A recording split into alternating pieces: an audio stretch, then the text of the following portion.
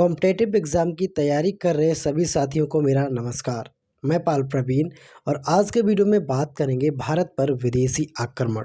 आज का टॉपिक आपके एग्ज़ाम के लिए बहुत ही महत्वपूर्ण है, तो आप सभी लोग वीडियो को पूरा ज़रूर देखें।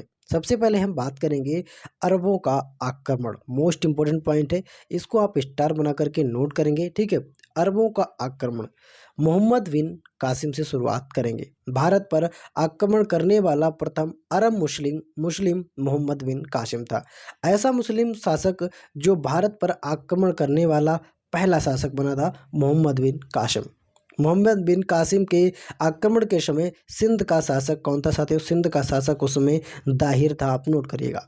भारत में जजिया कर सर्वप्रथम मोहम्मद बिन कासिम ने ही लगाया था। इस पॉइंट को भी नोट करिएगा क्योंकि ये सभी पॉइंट आपके एग्जाम के लिए इम्पोर्टेंट है। आपसे एग्जाम में पूछ लेगा सिंध का शासक कौन था साथियों? मोहम्मद बिन कासिम के आक्रमण के समय तो कौन था उसमें? दाहिर। भारत में जजिया कर, ठीक है, जजिया कर की बात करें, एग्जाम में पूछा जाने वाला प्रश्न है, तो जजिया कर भारत में मोहम्मद बिन कासिम के द्वारा ही लगाया गया था। और मोहम्मद बिन कासिम भारत पर आक्रमण करने वाला पहला अरब मुस्लिम शासक था। आगे बात करते हैं। ब्रह्मगुप्त द्वारा लिखित ब्रह्मानंद सिद्धांत एवं खंडकाव्य, जिसका नाम खंड खंड बार के नाम से भी जानते हैं, का अरबी में अनुवाद भारतीय विद्वानों की सहायता से अल फजारी ने किया था। ब्राह्मण सिद्धांत का अरबी नाम इल्म उल साहिब रखा गया था। खगोल शास्त्र पर आधारित पुस्तक किताब उल जिज की रचना अल फजारी ने की थी। किताब फुतुल अल बलदान का लेखक बिलादुरी था। ठीक है, ये किताब है साथियों फुतुल अल बलदान, इसका जो लेखक था बिलादुरी साथियों, इस किताब का लेखक था। पंचतंत्र का अरबी अनुवाद काली लाहबा दिमना, जिसको कलिया दिमना भी कहते थे, इनके द्वारा किया गया था। मोहम्मद बिन कासिम ने सिंध एवं सुल्तान हमनन शाह आदि को जीता, किंतु वे अधिक आगे नहीं बढ़ सके। अब बात करते हैं तुर्कों का आक्रमण। अरबों के बाद भारत पर तुर्कों ने आक्रमण किया। अल्पतगीन इंपॉर्टेंट पॉइंट है, नोट करेगा। ये गजनी साम्राज्य का यामनी वंश या गजनी वंश का संस्थापक था। सुकुबुद्दीन ये गजनी अल्पतगीन का दास एवं दामाद था।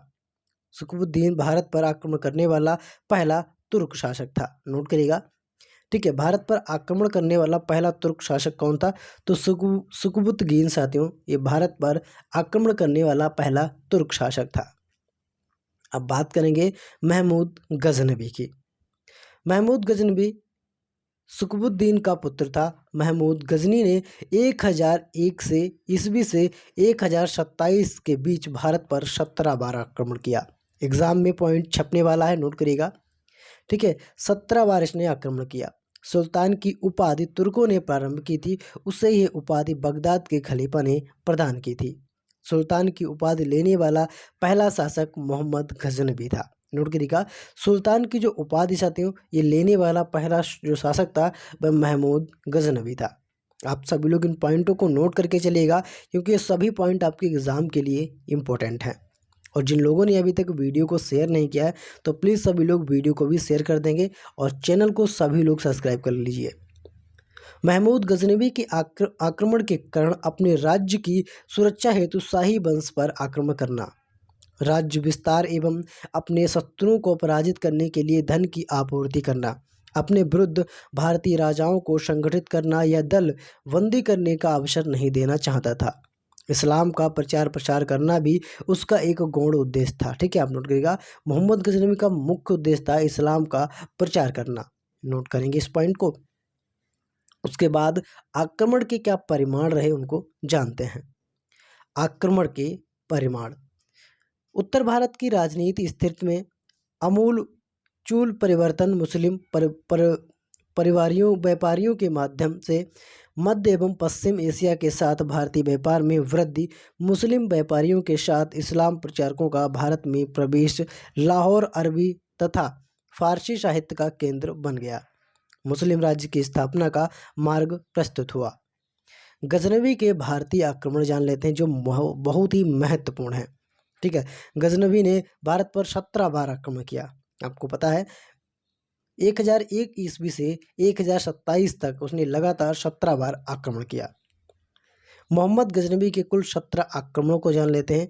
पहला, पंजाब की सीमावर्ती क्षेत्र पर पेशावर, मटिंडा, मुल्तान मुल्तान और वैदेहिक पेशावर, नारायणपुर जो कि अलवर में है, मुल्तान, थानेश्वर, नंदन, कश्मीर, मथुरा व कन्नौज, कालिंजर, कश्मीर, ग्वालियर व कालिंजर, सोमनाथ मंदिर, सिंध के जाट।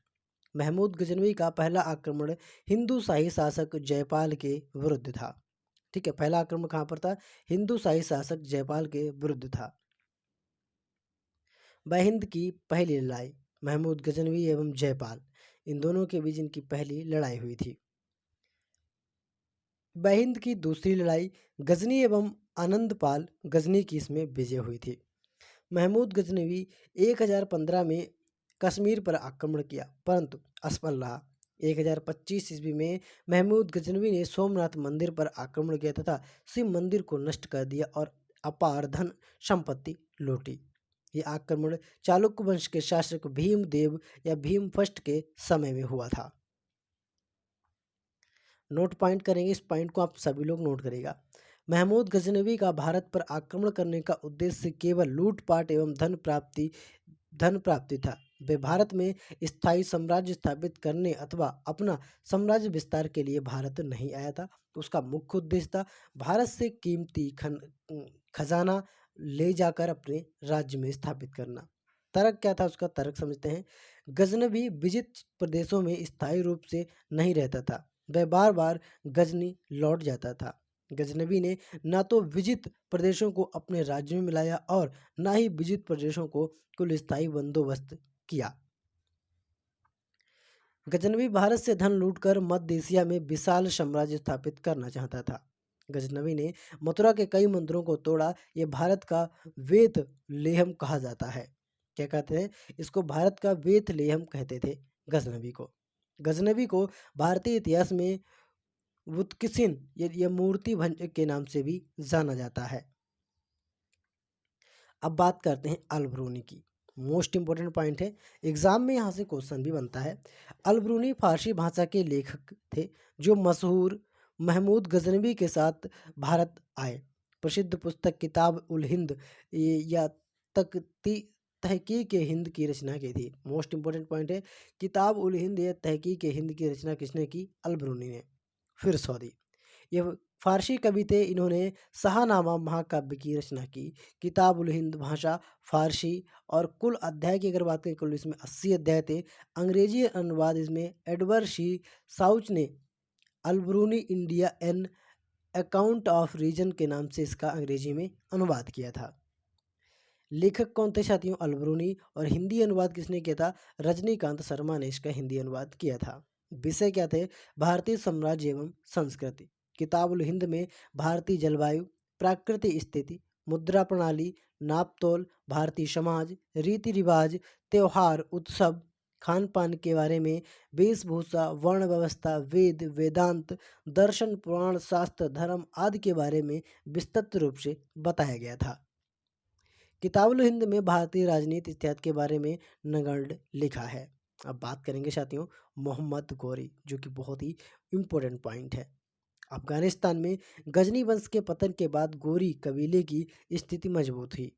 मोहम्मद गौरी इस कबीले का शासक था। मोहम्मद गौरी सनसनी वंश का शासक था। किसका? संसवानी वंश का साथियों में संस्थापक था। मोहम्मद गौरी का भारत पर आक्रमण करने का मुख्य उद्देश्य मुस्लिम राज्य की स्थापना करना था। मोहम्मद गौरी का भारत पर प्रथम आक्रमण 1175 ईस्वी में मुल्तान पर हुआ था, जो कि 1178 के गुजरात आक्रमण में गुजरात के शासक भीम सेकेंड ने मोहम्मद गौरी को बुरी तरह से पराजित किया था। अब बात करेंगे तराइन का प्रथम युद्ध, जो कि 1191 ईस्वी में हुआ। मोहम्मद गौरी एवं पृथ्वीराज थर्ड के बीच में, ठीक है, के मध्य पृथ्वीराज चौहान की इसमें विजय हुई थी।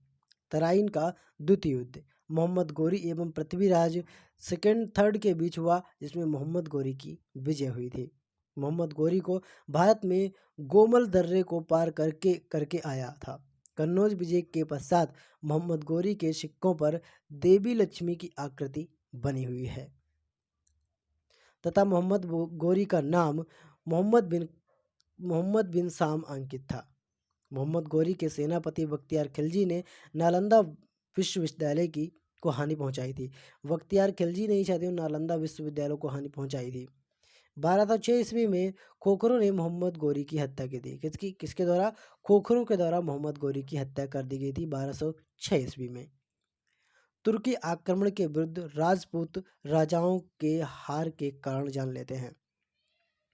तुर्की आक्रमण के पूर्व भारत अनेक राज्यों में विभाजित था, अतः राजनीति एकता की कमी एवं केंद्र शासित का अभाव, वर्ण एवं जाति व्यवस्था के कारण भारतीय समाज कई वर्गों में विभाजित था। इसके कारण सामाजिक दुर्बलता, राजपूतों में वंशगत श्रेष्ठता की भावना के कारण झगड़ालू प्रवृत्ति एवं अनेक सामाजिक बुराइयों का जन्म हुआ तथा आपसी जगहों में वृद्धि हुई। भारतीय साम्राज्य में नियतिवादी तथा भाग्यवादी विश्वास के कारण समाज विदेशी आक्रमण तथा यातनाओं को पूर्व जन्म के कर्मों का फल मानने लगा और इस कारण जनसाधारण ने एकजुट होकर इनका विरोध नहीं किया। तुर्की सेवा की रणनीति अच्छी नस्ल के घोटों एवं हथियार, राजपूतों की जुटाई हुई समांती सेवा राज्य के प्रति पूर्ण रूप से निष्ठावान नहीं हुई थी। अब बात करेंगे साथियों तुर्की आक्रमण के प्रभाव। मोस्ट इम्पोर्टेंट पॉइंट है, भारत में मुस्लिम राज्य की स्थापना भारत के सामंतवाद को हास होने लगा एवं शक्ति का केंद्र राजा बन गया। संसार के काफ़ी देशों के साथ व्यापार बढ़ा। मुस्लिम समाज में भेदभाव नहीं था, अतः राजपूतों के बाद समाज में भेदभाव की कमी आई। 12वीं शताब्दी में चरखा ईरान से भारत आया एवं कपड़ों के उत्पादन को बढ़ावा मिला। स्थापत्य कला में परिवर्तन आने लगे। दिल्ली में सल्तनत की स्थापना से शहरी अर्थव्यवस्था का विस्तार हुआ। व्यापार एवं वाणिज्य में वृद्धि हुई। बड़ी संख्या में हिंदुओं को मुसलमान बनाया गया। इसमें बड़ी संख्या में हिंदू लोगों को मुसलमान बनाया गया था। साथियों ये टॉपिक आपको कैसा लगा कमेंट करके हमको ज़रूर बताएं और सभी लोग चैनल को सब्सक्राइब करें। मिलता हूँ अगली वीडियो में, तब तक के लिए जय हिंद।